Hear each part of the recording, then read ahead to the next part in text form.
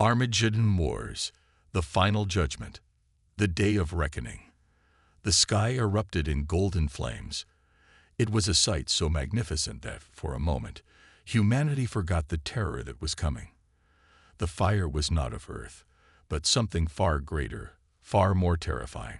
A sound like the thunder of 1,000 storms echoed through the heavens as colossal figures appeared from the blazing light.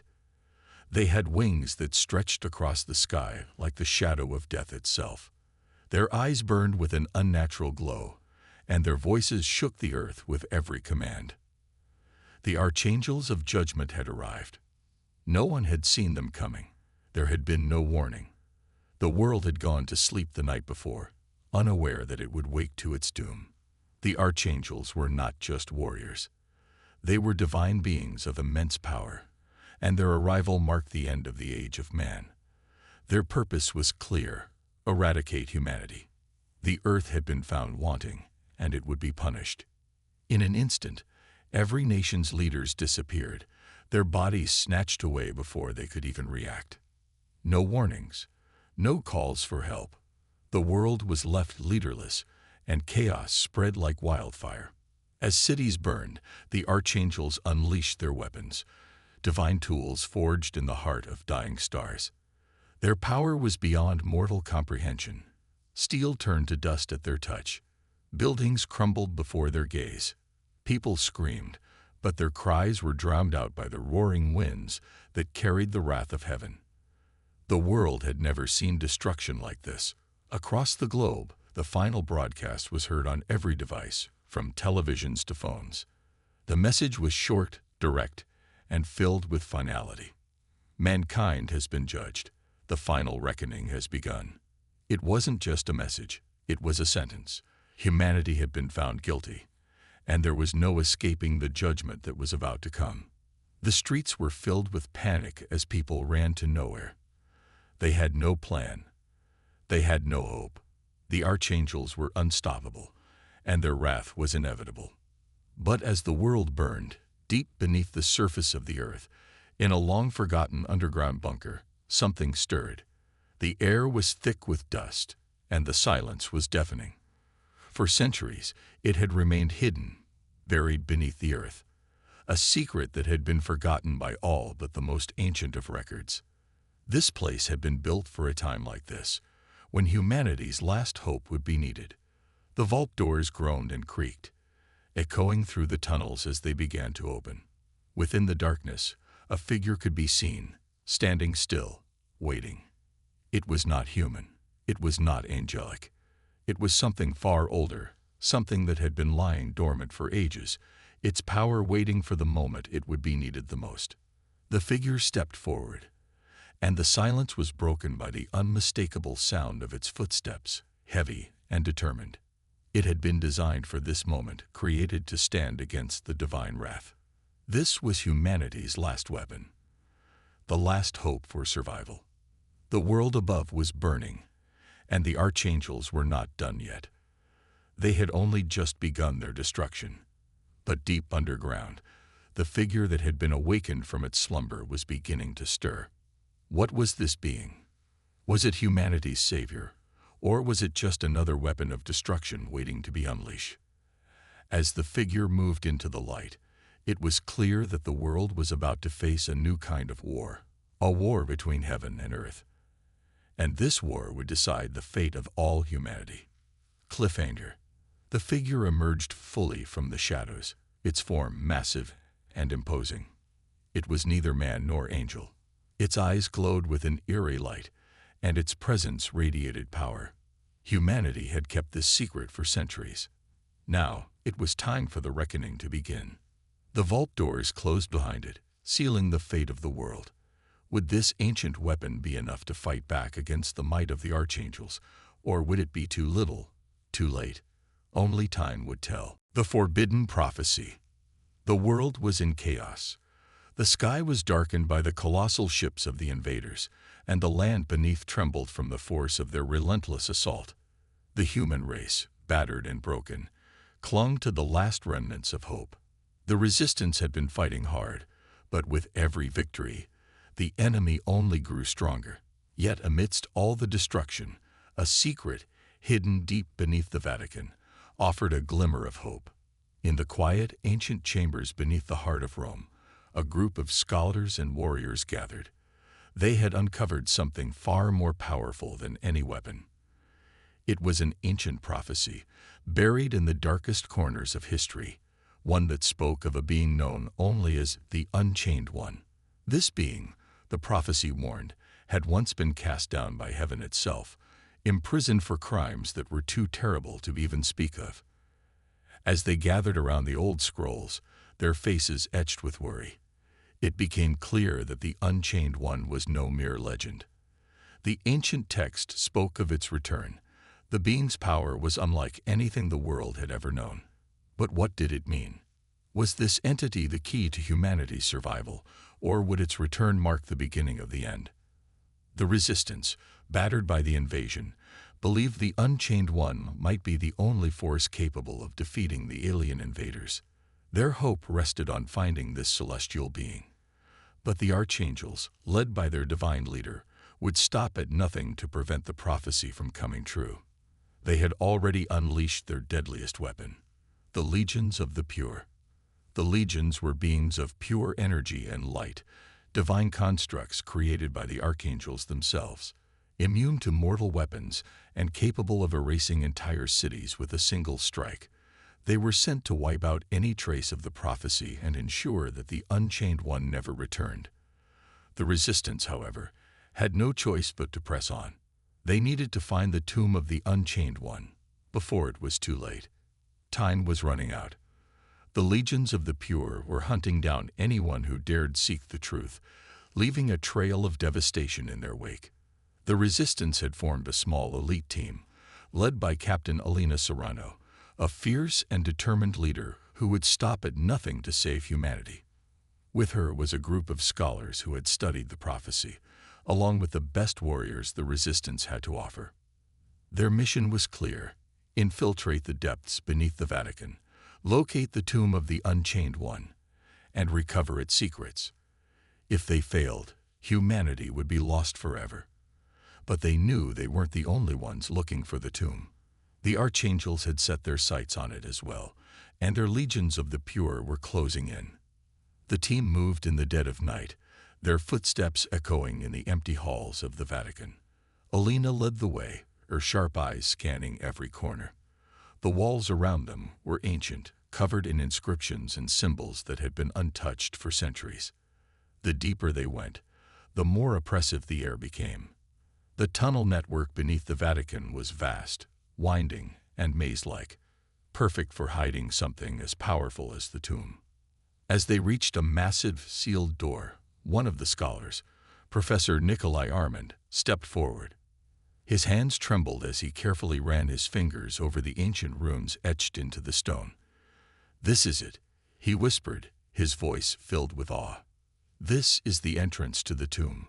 But just as he began to decipher the last of the runes, a sudden roar of energy echoed through the hall. The legions of the pure had arrived. The team scrambled to open the door, but the legions were already upon them. Light exploded from the shadows, blinding and searing. Alina fought to keep her footing, her weapon drawn. But it was no use. The legions were too powerful. She could hear the screams of her comrades as they were torn apart, their bodies disintegrating under the overwhelming power of the legions. In a desperate move, Alina and Nikolai managed to open the door, but only just. They barely squeezed through before it slammed shut behind them, sealing off the legion's path. The tomb lay before them, dark and foreboding. As they stepped inside, the air was cold and still, filled with an unsettling silence. The walls of the tomb were adorned with murals that depicted celestial battles and the fall of the Unchained One. It was a place of ancient power, one that had been untouched for millennia. And yet, despite the years of isolation, the tomb was not empty. Someone, or something, had already been here. A sense of dread filled the air as Alina's eyes scanned the tomb. In the center stood a massive stone altar, and upon it lay chains, glowing faintly with an eerie light. The chains seemed to pulse, as if alive, as if waiting for something. Something, or someone. Nikolai moved closer, his heart pounding. "It's true," he whispered. "The Unchained One has already been freed." Suddenly, the air around them crackled with energy, and a deep, rumbling voice echoed from the shadows. "You are too late," the voice said, dark and resonant. "The Unchained One walks among you once more." The ground shook as the chains on the altar began to glow brighter, the stone beneath them cracking open. From the depths of the tomb, a figure emerged, a being of unimaginable power, cloaked in darkness and light. The Unchained One. Alina's heart raced. The prophecy had been true. But was this celestial being their savior, or had they unwittingly unleashed a force that would lead to their destruction? With a loud crack, the figure stepped forward, its eyes glowing with an unearthly light. The battle for humanity's survival had taken an unexpected turn. The Unchained One's eyes met Alina's, and in that instant, she realized the true nature of this being. It wasn't a savior, it was a force of nature, as unpredictable and dangerous as the apocalypse itself. The mission had failed. The Unchained One was free, and the true war was just beginning. The betrayer's return. The war had reached a boiling point. Across the desolate landscapes of Earth, the last remnants of humanity fought against the overwhelming might of the angels and their celestial enforcers. For eons, they had known nothing but resistance, hiding in the shadows, ever on the run. Their very existence seemed like a cruel joke to their divine enemies. But something new was stirring, a new force that no one could predict. Deep within the underground tunnels, where the remnants of humanity made their last stand, whispers began to spread like wildfire. A figure, cloaked in shadows, appeared before them. It wasn't an angel, nor a demon, at least not one that anyone had ever seen before. This being exuded an aura of ancient power, a presence that both terrified and captivated. His name was Azrael, the fallen harbinger, exiled from heaven's ranks eons ago for his refusal to carry out the first extinction of humanity. Azrael's voice echoed through the ruins of the underground resistance hideout, cold and powerful. "What you face is not divine justice, but an extermination order issued by a force that even the angels themselves fear," he declared. His words hit like a thunderclap, shaking the hearts of those who dared listen. The leader of the human resistance, Commander Ilara, narrowed her eyes as she studied the fallen figure. Could this be a trick? Could this former servant of heaven truly be trusted? After all, if Azrael had once been part of the very forces that sought humanity's destruction, what made him any different now? The angels have been deceived. Azrael continued, his voice low and grave. They are not acting under their own will. There is a greater power behind this war, one that seeks to wipe out all of creation, not just humanity. Heaven itself is not what you think it is. The resistance, divided as always, was left in turmoil. A portion of the group saw Azrael's arrival as the sign of salvation, a glimmer of hope in their darkest hour. But others, especially the hardliners, who had fought and lost so much, saw him as nothing more than another potential threat, a dangerous wild card they couldn't afford to trust. Azrael's arrival had shaken the very foundations of their beliefs. The thought that heaven could be wrong was unthinkable to some, yet undeniable to others. Could humanity really stand a chance against not only the angels but the true force behind the attack? And how much of Azrael's past could be trusted? Before any resolution could be reached, a distant rumble shook the ground. The Archangel Commander Raphael, known as the Purifier, had arrived. Raphael, in his burning golden armor, hovered above the scorched earth, his wings spread wide like the herald of doom. His cold, unyielding eyes searched for their weak points, and the mighty Archangel's gaze fell upon the last human stronghold, a colossal fortress carved deep into the heart of Earth's mountains. "This is it," Commander Ilara muttered, watching the enemy approach from the safety of the underground. "We have no choice. We must make a stand now, or all is lost." Azrael turned to face the humans. "They will not stop," he said simply. The purifier will burn this place to the ground, and you will be eradicated as swiftly as the others. But there is one way to stop them." A murmur of disbelief ran through the room. Could Azrael, a fallen angel, truly offer them a way out? Could they trust him, or would this be their final mistake? Azrael stepped forward, his presence commanding silence. "You need a weapon," he said. "Not just any weapon, but one powerful enough to kill an archangel. It is a forbidden power, long hidden from the world. The flame of the exiled." The words hung in the air like a storm cloud, ready to burst. The flame of the exiled. No one had heard of such a thing. Could it truly exist? And why was it so forbidden? "You see," Azrael continued, "this weapon is a gift of rebellion.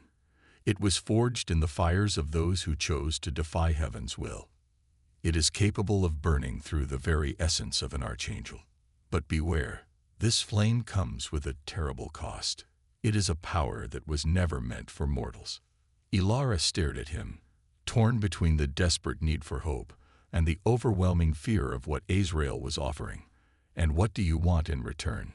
she asked, her voice filled with suspicion. Azrael's eyes glinted, as though he had been expecting this question. "I want nothing," he said simply. "I have nothing left. But if you take this power, you will be forced to face the true darkness of the world. You will carry the burden of this flame for as long as you live. It will change you. It will burn through your very soul, just as it burns through your enemies." The room was silent as everyone absorbed his words. Some of the resistance members were afraid, but others were desperate. They had nothing left to lose. "Then we accept," Ilara declared, her voice firm, though her heart raced with fear and uncertainty. "We take the flame. We fight back." A single soldier stepped forward, his face set with determination. "I will carry it," he said. He reached out and took the flame from Azrael's outstretched hand. The moment his fingers touched the fire, a surge of heat coursed through his body. The flames seemed to pulse with a life of their own, wrapping around his arm like a serpent. The soldier screamed, his body convulsing as the power began to change him. The resistance watched in horror and awe as the soldier's form twisted, reshaping before their eyes. His skin burned and darkened, and his eyes turned into hollow fiery pits. The flame of the exiled was taking hold, and it was changing him into something not quite human. His body crackled with energy, as if he had become a living embodiment of the very weapon he now carried. Azrael's expression softened ever so slightly, though it was unclear whether it was out of sorrow or approval. "You have made your choice," he said, his voice grim. "Now you must live with it." The soldier's transformation was far from over, and what came next would be a mystery no one could predict. As Azrael turned to leave, the distant sound of Raphael's forces closing in could be heard. There was no more time for deliberation. The last battle for humanity was about to begin, and the Resistance's fate now rested in the hands of the one who had taken the forbidden flame. The soldier, now a twisted, monstrous version of himself, raised his weapon, ready to fight, but also beginning to wonder. Was this power really the salvation they had hoped for, or was it just another curse? The screen fades to black. The rise of the Godslayers. The resistance fighters, once ordinary mortals, stood together, their bodies glowing with the harsh, golden light of the flame of the exiled. It was not just a power, it was a curse, one that would transform them into beings neither human nor divine. Each breath they took felt like fire coursing through their veins, each step heavier, their very souls slipping further away. The flame of the exiled burned hot with a thirst for vengeance, but it had a price. It consumed them, erasing their humanity piece by piece. The first battle came swiftly. The archangels had arrived, sent by heaven to put an end to the resistance, to silence the last hope of humanity. Their wings shimmered with holy light as they descended from the skies, each one a towering figure of divine power. The resistance, led by their strongest warriors, charged into the fray, their weapons forged from the very heart of the flame. The air crackled with energy as the clash began. At first, it seemed like an impossible fight. The archangels, powerful and ancient, fought with the fury of the heavens themselves. But the mortals, the Godslayers now, were not what they once were. The flame gave them strength beyond human limits. With every strike, the resistance warriors felt their souls tear apart, but they did not falter. They fought on, their eyes burning with the same fire that consumed their very essence. And then, in a final, desperate act, the Godslayers overwhelmed the Archangel, their combined might breaking through the celestial armor. The Archangel fell, but the cost was steep. As it crumbled to the earth, the Godslayers looked at each other, their bodies shaking with the aftershocks of the battle. The flame was still burning, but it was burning them from within. "Are we still human?" One of them whispered, their voice distant. The others could not answer. They had become something more, yet far less. Humanity was slipping away, like sand through their fingers, and the flame had claimed its toll. With each victory, they were less and less themselves, and they knew it. The truth began to emerge from the shadows. This was not the first Armageddon. No, it wasn't even the second. Earth had been destroyed and reset 6 times before, each time humanity failing the final judgment, deemed unworthy of survival. The higher powers of heaven, the so-called divine beings, had condemned humanity to repeat this cycle, watching as they perished in the flames of their own destruction. Each reset was the same, each cycle a failed test. The resistance learned the horrifying truth. The throne of the final judgment. It was not a myth. It was real. And it was there that the one true decree of extinction was issued. From this throne, heaven declared the final fate of the world. The Godslayers had to reach the throne before heaven's next move. Before they could unleash the seraphim, the highest celestial order, the most terrifying beings heaven had ever created. The seraphim were the end of all things, the ultimate weapon of the divine, a weapon that could erase an entire world with a mere thought. The resistance knew they had no time to waste. The seraphim would descend soon, and once they did, nothing could stop them. Their only hope was to reach the throne of the final judgment and change the outcome of this cycle. But how could they when the flame was slowly consuming them? How could they when they were becoming less human with every passing hour? The journey was treacherous. The world around them had already begun to fracture. Cities were falling, torn apart by heaven's wrath, and the resistance had to move quickly through the hidden tunnels, deep beneath the surface. The tunnels were dark, filled with shadows of the past, and every corner held danger. But they pressed on, determined to find the throne before it was too late. Along the way, they faced more battles, more archangels, more celestial warriors sent to stop them. But even as they fought, they knew they were running out of time. The flame of the exiled burned brighter with every battle, and their humanity slipped further away. Their bodies were changing, warping into something strange and terrifying. Their minds grew distant, their memories fading. But they had no choice. They had made a pact with the flame, and now it was too late to turn back. Then, as they neared the heart of heaven's domain, they saw it, a figure descending from the sky, bathed in light so bright it seemed to tear the very fabric of reality. A seraph, its wings stretched wide, radiating an energy that could scorch the earth. It was a being of pure divine power, and as it touched the ground, the very earth trembled beneath its feet. With a single whispered word, the seraph unleashed its power. A city, once filled with life and hope, was erased from existence, gone in an instant. No trace, no survivors, just nothingness. The Godslayers stood frozen, the horror of what they had just witnessed sinking into their bones. This was no ordinary enemy. This was the end. One of them, their voice barely a whisper, spoke the words that echoed in all their minds. "We are too late." But the leader, their eyes burning with determination, clenched their fists and said, "No, we fight. We must reach the throne. This ends now." The seraph turned its gaze upon them, its eyes like burning stars. It stepped forward, and the ground cracked beneath its weight. The battle was about to begin. Cliffhanger. As the seraph moved toward them, its presence alone seemed to freeze the air, as if time itself was halting. The Godslayers knew they faced the end, but they would not go down without a fight. As the seraph raised its hand, ready to erase them from existence, the world around them went dark. Would they survive this final test? Or would heaven's judgment be the end of them all? The war for heaven's throne. The air was thick with tension. Earth had already felt the tremors of the invasion. But now, the battleground had shifted to a higher plane, one that most believed could never be touched. Heaven itself, the very seat of divine power, stood as the last bastion of God's unyielding rule. But no more. The Godslayers had a plan, an impossible plan, to invade heaven, to shatter the throne of the final judgment. The resistance, now known as the Godslayers, had come together through shared hatred and a singular purpose: to end the reign of heaven and free the human race from its oppressive grip.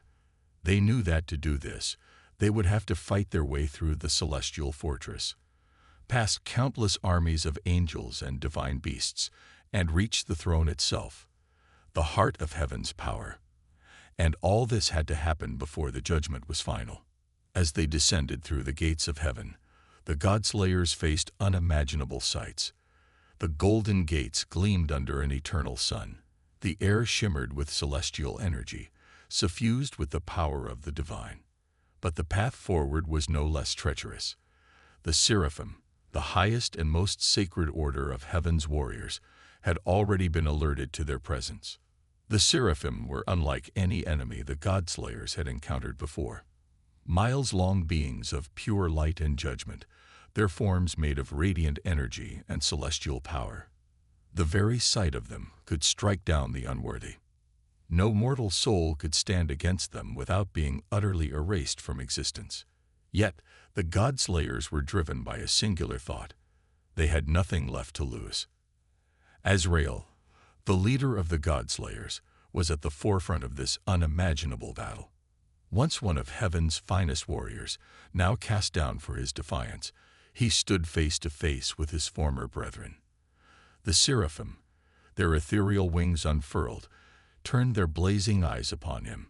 Azrael had seen their beauty and power before, admired them as he once admired God's will, but that had changed. The betrayal he felt, the burning sense of injustice, turned his love for heaven into hatred. Azrael, you were once one of us. The voice of the seraphim leader boomed, a voice that echoed in the very core of his being. Return to the fold, repent, and we will forgive you. Azrael's heart hardened. Forgiveness. Your forgiveness is just a way to keep control.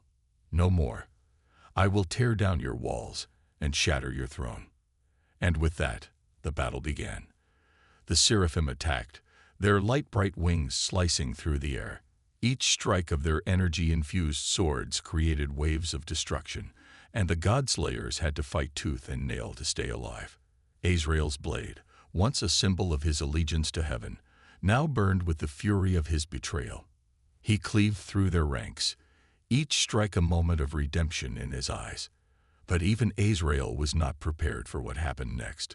One of the Godslayers, a powerful warrior named Kalia, had begun to lose control.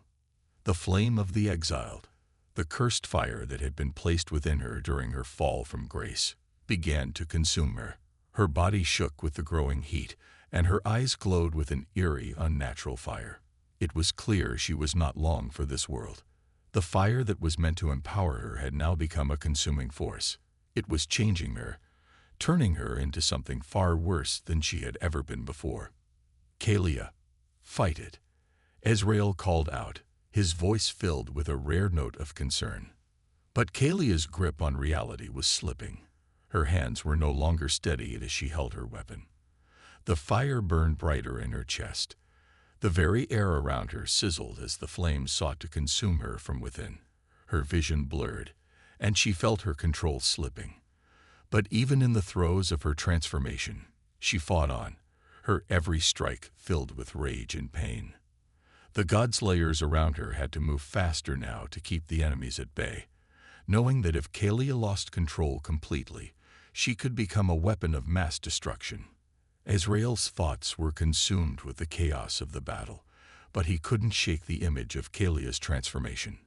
If they failed here, if they didn't reach the throne, all would be lost. The stakes had never been higher. Ahead of them, the throne of the final judgment stood, massive, imposing, a beacon of divine light that pulsed with power, drawing all eyes to it. It seemed so close now, so within their reach. But before they could even move toward it, a new presence made itself known. Michael, the right hand of God, the ultimate guardian of heaven. Azrael's heart sank. He had heard the stories. Michael was more than just a warrior. He was a being of unimaginable power, forged in the heart of heaven itself. He stood as God's most faithful servant, a protector of the divine throne, and an executioner for those who dared to defy heaven's rule. Azrael, Michael said, his voice deep and resonating, shaking the very foundations of the celestial realm. I never wished for this. You were once a brother to me, but now you stand in opposition to all that is holy. Azrael met Michael's gaze, his heart a mixture of sorrow and resolve. I am no longer your brother. I stand for humanity's freedom. With a single motion, Michael raised his hand. The battlefield shifted. Reality itself trembled. The sky above them shattered. And for a moment, time itself seemed to stop. The earth, heaven, they began to merge. The lines between realms blurred. Heaven's golden streets began to distort, twisting into the decayed, war-torn landscapes of earth. The once vibrant fields of heaven now stood as barren wastelands, haunted by shadows and the echoing screams of battle. The Godslayers stared in disbelief. What have you done? Azrael shouted, his voice cracking with shock. I have done what was necessary, Michael said coldly. The judgment is near, and there is no turning back. As the battlefield changed around them, the Godslayers realized that their fight had just become far more complicated. Earth and heaven were now one, and the final war for humanity's survival had begun in ways they had never imagined. And with Michael standing before them, there was no more running. There would be no retreat. The war for heaven's throne had become the war for all existence. Cliffhanger. The battlefield had shifted, the divine and mortal realms now intertwined. As Azrael stared at Michael, the last line of defense for heaven, he knew one thing. The final judgment had only just begun, and the Godslayers were about to face the true test of their resolve. The last judgment. The end was near. The world, as humanity knew it, had already begun to crumble. The sky billowed with red and gold, and the ground trembled beneath the weight of a war that defied all reason. What had once been a bright and peaceful planet was now a battlefield where Earth's future hung by a thread.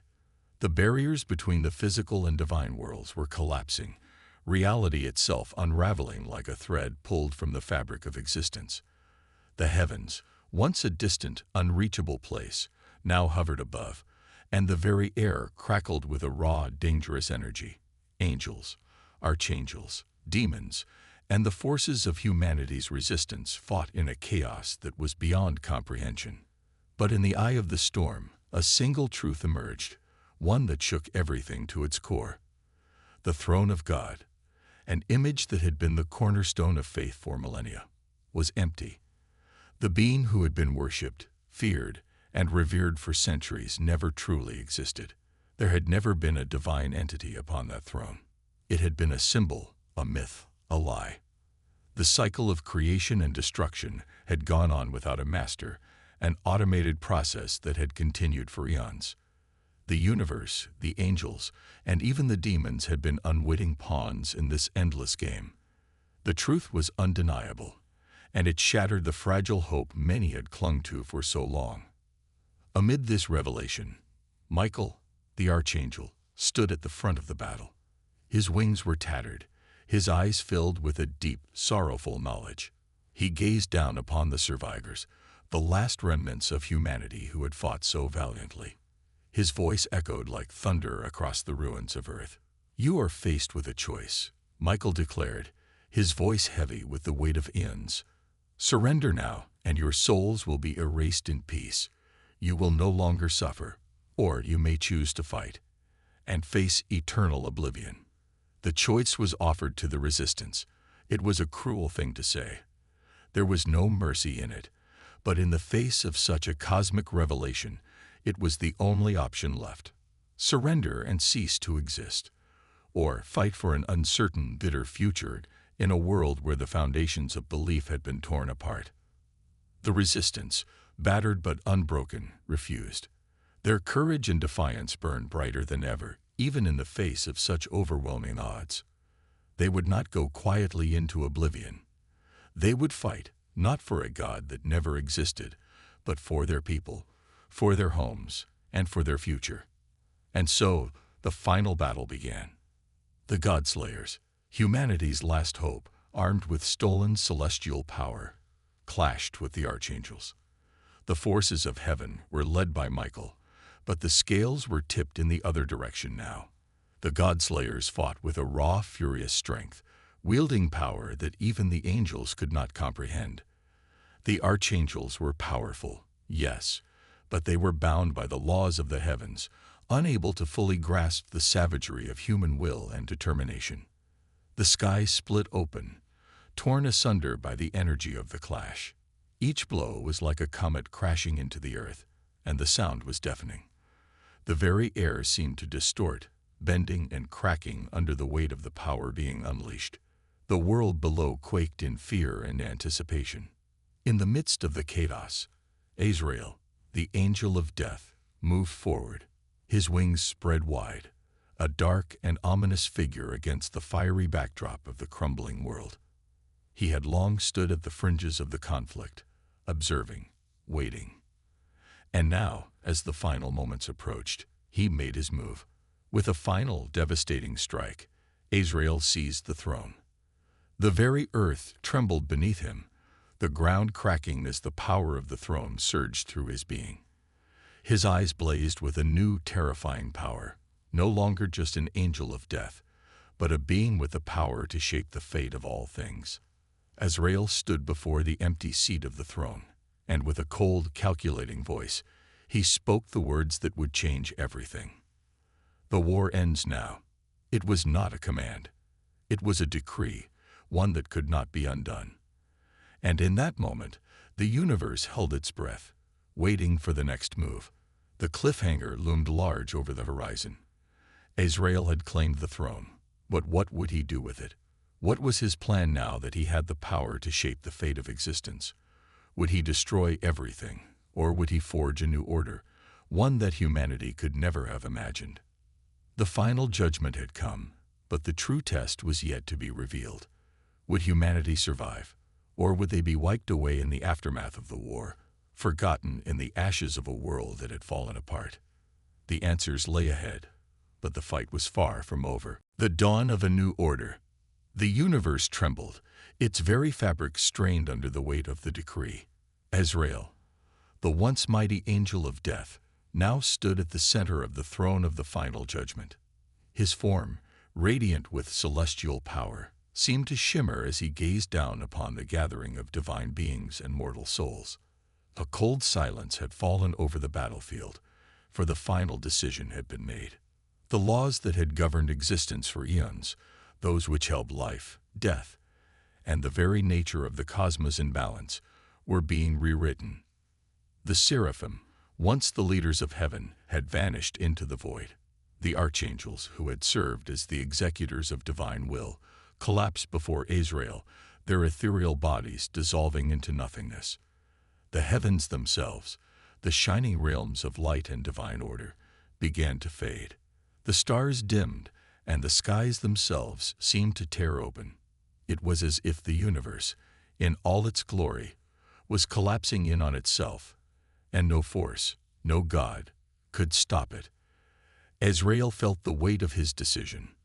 A moment ago, he had been the harbinger of judgment, the final arbiter of who would live and who would die. Now, As the throne of the final judgment began to dissolve into pure light, he realized the enormity of the task before him. It was no longer about destroying evil or punishing the guilty. It was about something far more profound, the future of humanity. He lifted his voice, calm but with a power that resonated across every corner of the dying universe. The time of divine judgment has ended, Azrael declared. Humanity shall no longer live in the shadow of celestial rule. You are free to exist without the constant threat of divine judgment hanging over you. Your fate is now in your own hands. For a moment, there was silence. The divine forces, who had long been the keepers of balance, the enforcers of cosmic law, now found themselves without purpose. The war was over. The gods had fallen. There was no higher authority left to guide the fate of the universe. But as the last echoes of Azrael's words faded, a new fear arose. The question that had haunted every being, whether mortal or divine, was now unavoidable. What happens when there is no God left to keep the balance? The answer, it seemed, was both simple and terrifying. Without the gods, without the divine forces that had shaped the course of existence for countless millennia, the universe teetered on the edge of chaos. The cosmic balance was no longer maintained by the divine. It had to be restored, or the very fabric of reality could tear apart, unraveling everything in its wake. Azrael's gaze shifted across the ruined heavens, now nothing more than a crumbling remnant of a once glorious paradise. He could feel the weight of the decision pressing down on him. What was the right choice? Was it possible to restore the heavens, to bring back the divine order that had held the universe together for so long? Or was it time to forge a new reality, one where humanity stood alone, free to chart its own path, freed from the tyranny of the divine? It was a choice that had never been made before. The gods had always ruled, and humanity had always been subject to their will. Now, Azrael understood that there was no going back. The power to create a new world, a new order, lay within his hands. But as he contemplated this, a troubling thought gnawed at him.